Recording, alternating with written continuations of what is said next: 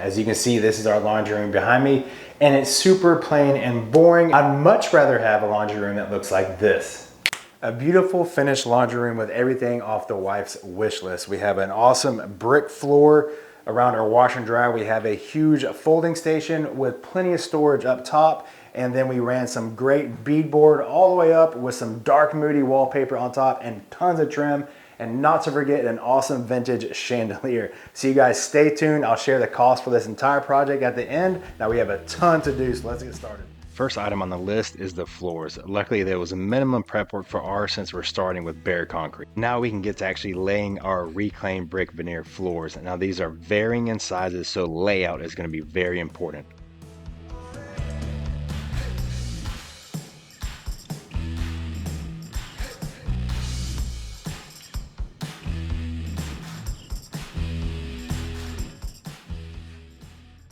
Now section by section, we lay our thin set with our notch trowel, get a good burn on that. That's kind of just a rough scraping on the concrete so it kind of adheres a little better. Start laying our bricks, and because the varying in sizes, we're really going to eyeball this grout line. I'm shooting for about a 1/2 inch throughout the room. I almost have the border done. It's going pretty smooth so far.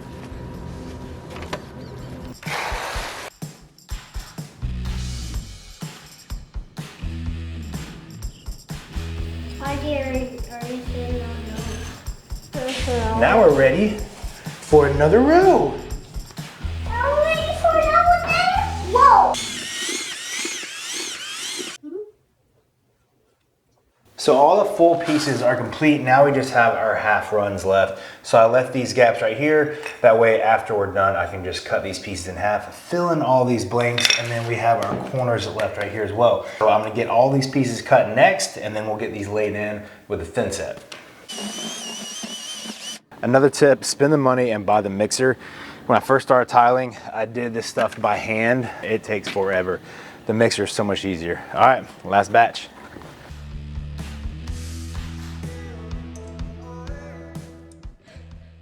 That completes laying all the brick tile, and because the brick is actually so porous, we can't use regular grout, so we're gonna have to use sanded mortar to fill in these grout joints. This is gonna be found at like your big brick yards because they have a lot of different colors. Your box stores at Lowe's and Home Depot will not have this stuff. We're gonna do 1 part mortar, and we're just gonna do small batches at first because this does take a little time to lay out, and this stuff will dry up on you pretty soon. So that's 1 cup of mortar mix, about 2 to 3 parts of sand per batch. And to apply the grout, we're going to use a masonry bag. I gotta pick the worst trowel to do this with.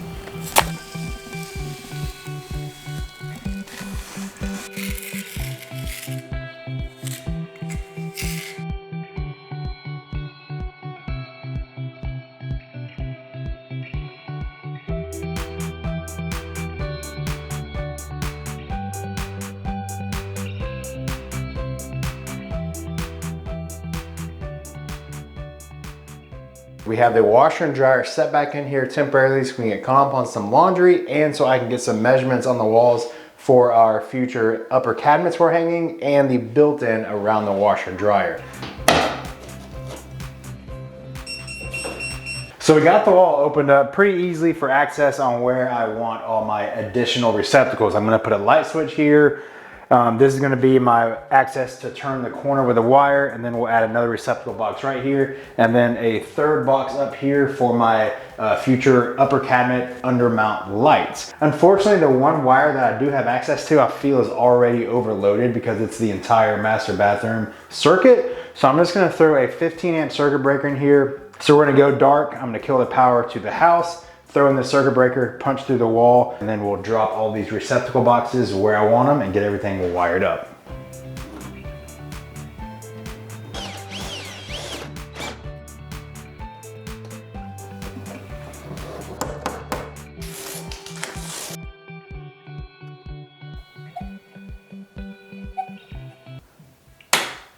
So we got the new 15 amp circuit installed, and there's also an additional giant hole I made right here. We have a huge master shower right behind this wall, and we only have one shower head. So I thought, while I had all this work apart, I went ahead and added another shower head. So if you're curious on how to do that and do all the plumbing, drill through your finished tile, do all that stuff, I made a whole separate video for that for you guys. So that'll be in the description below. Go check that video out. It was pretty good. So now we're gonna get our washer and dryer back in here, get everything mocked up with the upper cabinets, mount all the stuff we're gonna mount, and then we'll start building our built-ins around the washer and dryer. Yeah, so grab this and then you just spread it out like this. You're gonna put some pressure on it like this. What? Like this. What? See? On that laser line right there.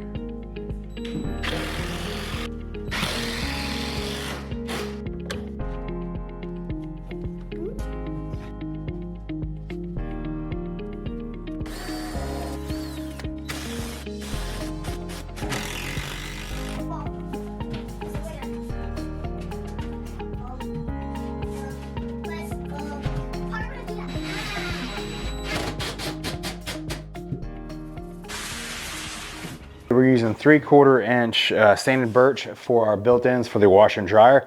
Unfortunately, I don't do a whole lot of cabinet work, so I do not have a big table saw or a nice track saw. So what we're gonna do is make one real quick. Now I have my 2 straight cut strips, and then I have my base.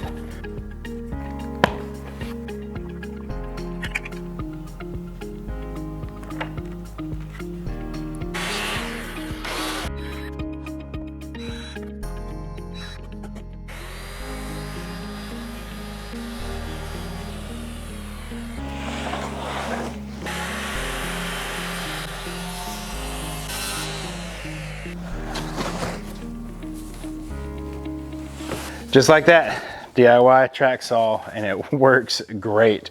Slides awesome, super simple. Almost there, dude. Almost. Almost there. Whoa, whoa, whoa.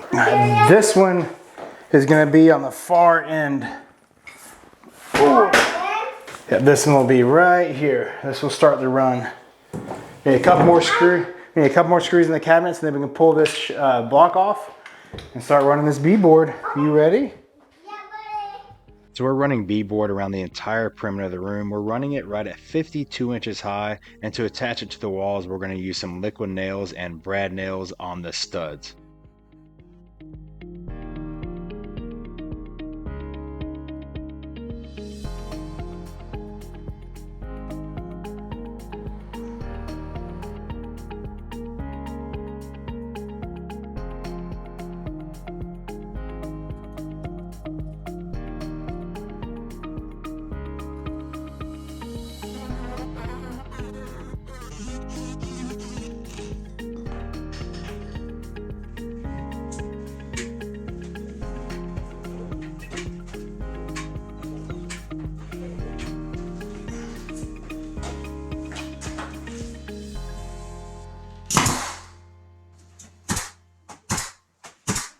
All right, guys, we're back in the shop. The laundry room beadboard is pretty much roughed in. The only thing missing is the wallpaper.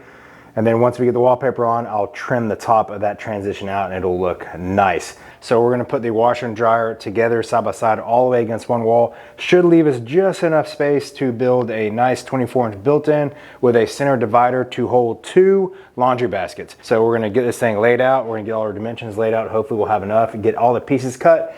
Get out the Craig jig and start gluing and screwing this built-in, and then we'll get the countertop prepped to rough that in, and it's gonna be awesome. I can't wait to show you guys what the countertop looks like. Per usual, this will be a very simple design, and if you've been around the channel for a while, you know I don't do a whole lot of fine like cabinet woodworking type stuff, but it's something that I would like to get into. So this is gonna be a first. So let's see how this goes. 40.5 tall, 24-inch wide pieces. So I need 2 24-inch wide. Gonna use our awesome new handy jig.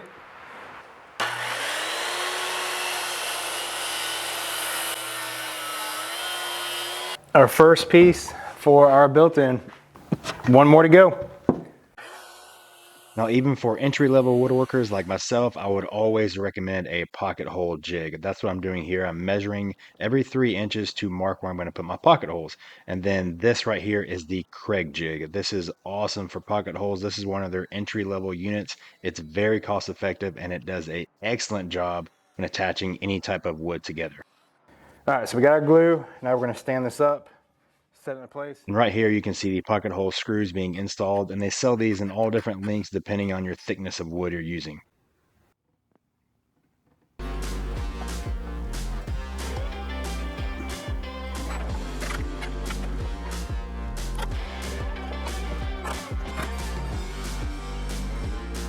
Let's let this glue set up and let it get dry, and in the morning we'll keep on trucking.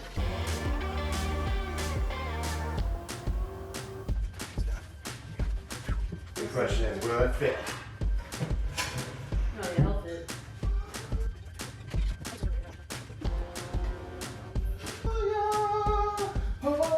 And then you could just like... The two things we have to consider is the length of the countertop we're going to use. Ours is right at 25 inches, so I want to position this built-in deep enough to where I can put a face frame on these cabinets when we're all done, and then the face frame will sit, you know, kind of where I want it with the washer and dryer. So that's what we're going to do now. Let's get this thing mounted, and then we'll do the laser level and get the countertop cut and get it on.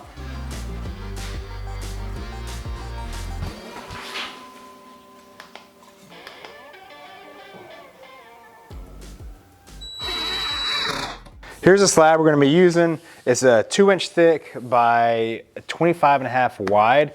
So we're going to cut it down so it fits perfectly and leave just a little bit of wiggle room on the edges. That way we can maybe get some caulk or some sealant on this side. And then once I get it roughed in, we'll pull it back out and then sand it all down and give it a nice stain. You always got to double check your walls from one side to the other. We're about a 1/4 inch off in our laundry room, which is gonna be the norm. I mean, there's probably not a straight wall in the house, really. Break out the old handy dandy DIY track saw. Last chance, fingers crossed.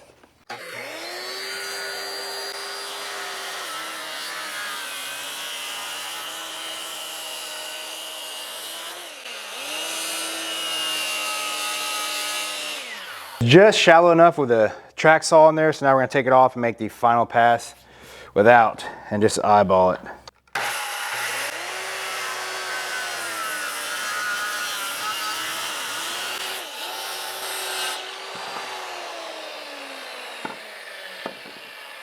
Whew.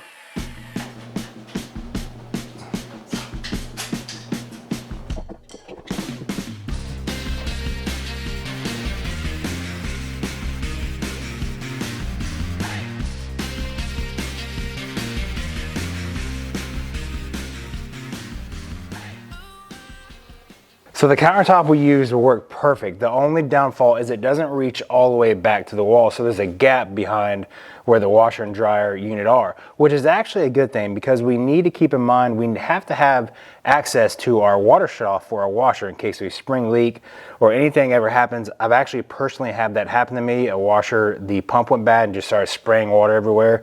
So I had to reach back and shut the water off. So you want to keep those accessible. So what we're going to do to fill the gap with that hole, we're going to use this 2x10 white oak rough sawn lumber I had. Now this is reclaimed. I picked them up a couple months ago. They're from like an old Amish barn or something that someone took down. So I think this piece is going to work out perfect. I'm going to cut everything to length, rip my pieces, and then we'll make a little elevated shelf on the back side of the countertop that will span our open gap and keep it covered and still allow a quick shelf we can just flip open and have access to our utilities.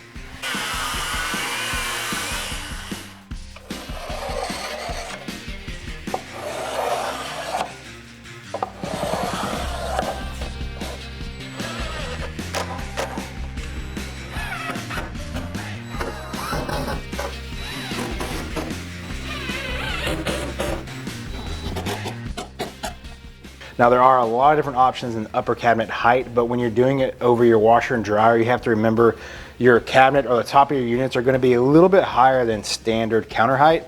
So luckily a 30 and a 12-inch box and then a 3-inch piece of white pine will get us pretty close to the ceiling to run some nice crown. All right, let's get this inside and get it mounted.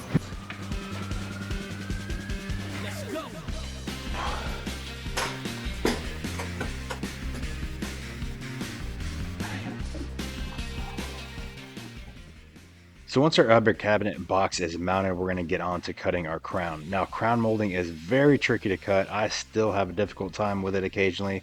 I usually cut it upside down, 45 on the left and right, and make my outside corner box. Usually try and get that nailed together before we place it up top. In this case, I did nail it together first and then had the wife hold one end while I attached the rest of it.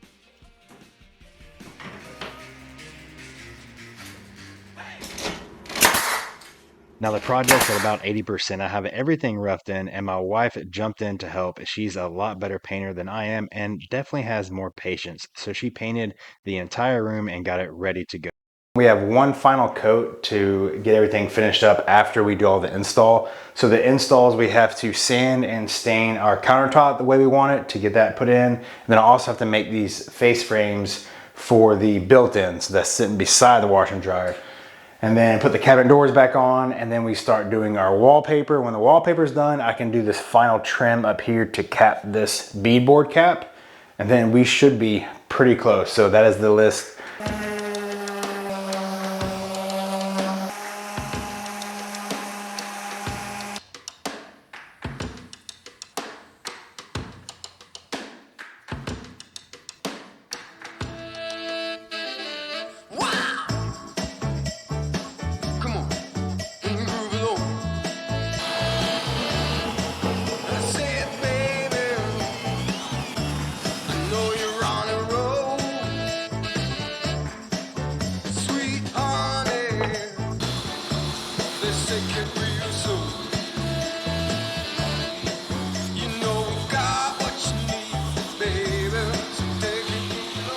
We made our first cabinet face frames. These came out awesome. So I cut them to length. They're 3/4 inch thick, 1.5 inches wide, and I got 4 of these strips, and now I'll have enough to make the frames. So we're just gonna lay these things out, get them all measured, use pocket holes and glue on the backside, and we'll see how they come out. We'll get these done while the countertop is drying, then they should come together at the same time and get them all back in.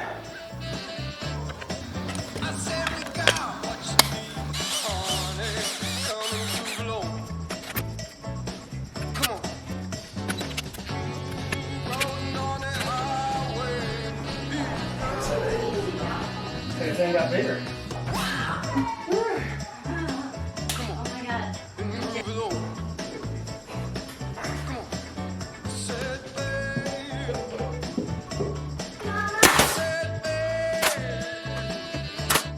This is the last step. There's a first time for everything. I've never installed the wallpaper before, so we're gonna give this a shot, and it'll be wallpaper above all the beadboard. Then we'll come back and do the final trim.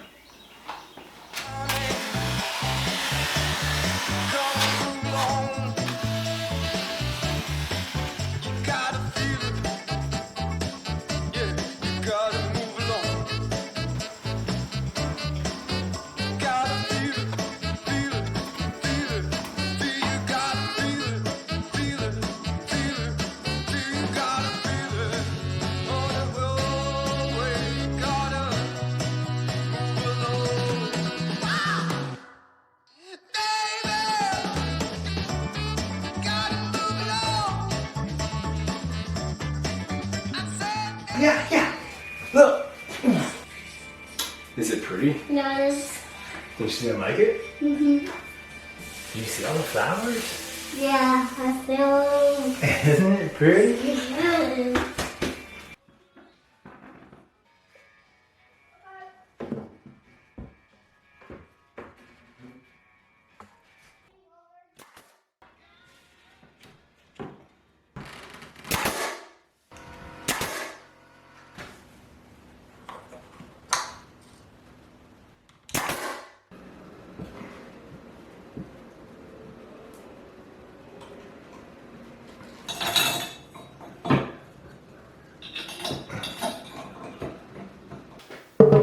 I got the final piece. This is the shelf that sits right on top and covers that gap on the back side of the counter.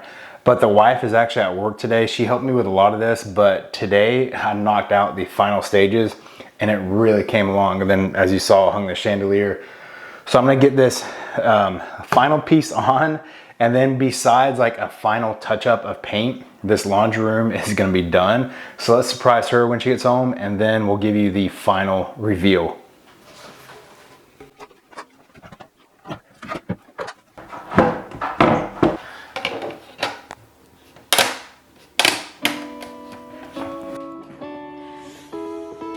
Oh my god.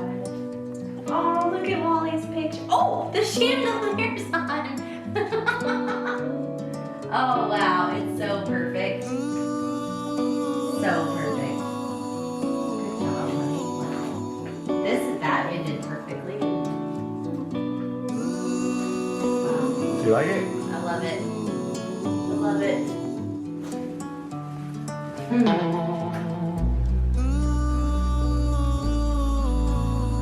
Wow.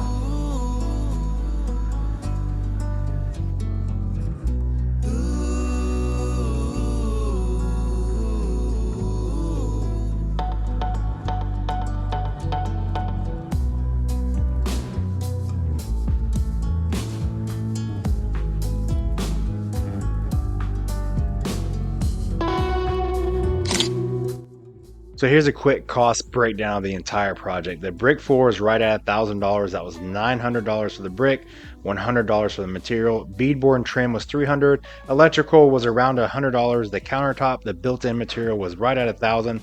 Upper cabinets were from Home Depot. They were $450. The wallpaper was $175, bringing a grand total of $3,025 for this project. Thank you guys for watching and hanging out, and all these links of all the products used will be listed in the description below, and we will see you next week for another project.